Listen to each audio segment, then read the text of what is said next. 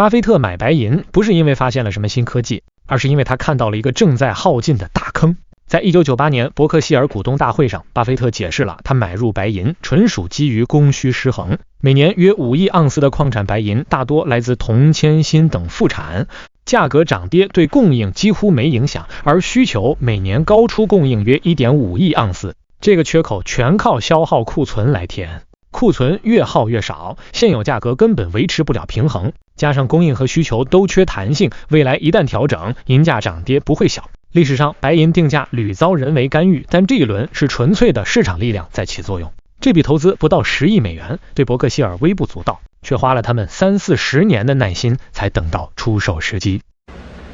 Good morning or afternoon, actually. My name is Matt Schwab. I'm from New York, Pound Ridge, New York. I actually had a question about the silver purchase last year. When you announced it, you said that you believed that supply and demand fundamentals would only be established at a higher price, reestablished at a higher price. I was just wondering if you could go into more detail about what some of those fundamentals are. I mean, we've read a lot about like battery technology and some other things.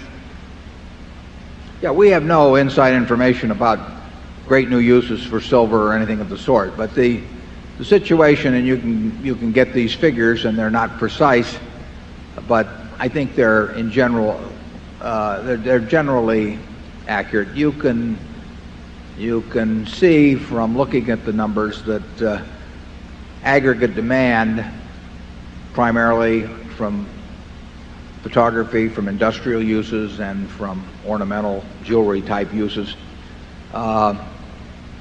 is close, call it 800 million plus ounces a year. And there are 500 million or so ounces being produced of silver annually, although there will be more coming on in the next couple of years. There's more coming on right now.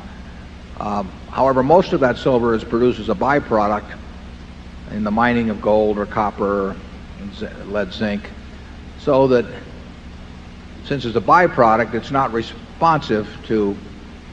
responsive to price changes, because obviously if you've got a copper mine and you get a little silver out of it, you're much more interested in the price of copper than silver. So you have 500 million ounces or so of mine production, and you have 150 million ounces or so of reclaimed silver, a large part of which relates to the uses in photography. So there's been a gap in recent years of perhaps 150 million ounces, but none of these figures are precise, which has been filled by an inventory of bullion above ground, which may have been 1.2 billion or more ounces a few years back, but which has been depleted. And no one knows the exact figures on this, but there's no question that the bullion inventory has been depleted significantly, which means that the present price for silver does not produce an equilibrium between supply as measured by newly mined silver plus reclaimed silver and usage. And that eventually something will happen to change that picture. Now, it could be reduced usage, it could be increased supply, or it could be a change in price. And that imbalance is sufficiently large that even though there is some new production coming on, and there's the threat of digital imaging that will reduce silver usage perhaps in the future in photography, but we think that that gap is wide enough so that it will continue to deplete inventories, bullion inventories, to the point where a new price is needed to establish equilibrium. And because of the byproduct nature, which makes the supply inelastic, and because the nature of demand, which is relatively inelastic, that we don't think that price change would necessarily be minor. It's interesting because silver has been artificially influenced for a long time. You saw that movie about, it was William Jennings Bryan, who was editor of the Omaha World Herald and a congressman from Nebraska, and whose brother was governor of Nebraska, who was the big silver man, and they used to talk 16 to 1. The 16 to 1 ratio, I think, goes back to Isaac Newton when he was master of the mint. Charlie will know all about that because he's our Newtonian expert here. But that ratio had kind of mystical significance for a while. It didn't really mean anything. And in 1934, the government passed an act called the Silver Purchase Act of, surprisingly, 1934, which set an artificially high price for silver at that time, when production and usage was much less. And the government, the U.S. government, ended up accumulating 2 billion ounces of silver. Now, this was at a time when demand was a couple 100 million ounces a year, so you're talking 10 years supply. So there was an artificially high price for a while. By the early 1960s, that became an artificially low price of $1.29. And at that time, I could see the inventories of the U.S. government being depleted, somewhat akin to what inventories are being depleted now. And despite the fact that Lyndon Johnson and the administration said they would not demonetize silver, they did demonetize it, and silver went up substantially. That was the last purchase we had of silver, but I've kept track of the figures ever since.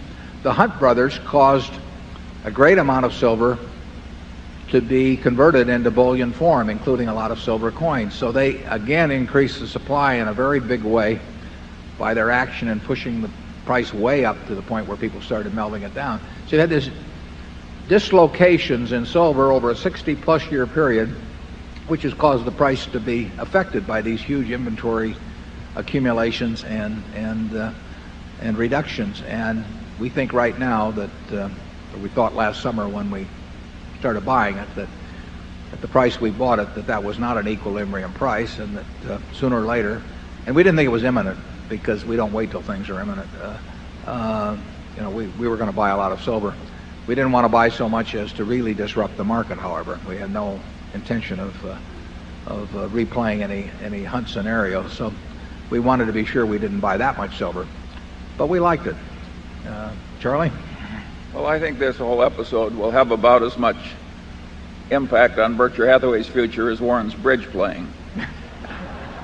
We've got a line of activity where once every 30 or 40 years you can do something employing 2% of assets. This is not a big deal for Berkshire. The fact that it keeps Warren amused and not doing counterproductive things. It makes me feel better about all those pictures that people take over the weekend. They all use a little bit of silver. At least it shows something that teaches an interesting lesson. Think of the discipline it takes to think about something for 3 or 4 decades, waiting for a chance to employ 2% of your assets. I'm afraid that's the way we are. It means there'll be some dull stretches. Right. Yeah, it's less than $1 billion in silver. It's $15 billion in coke. It's a non-event. It's $5 billion in American Express. I mean, it is close to a non-event, but if you see it there, at least it shows the human personality at work. Very peculiar personality, I might add. Reinforced by a partner.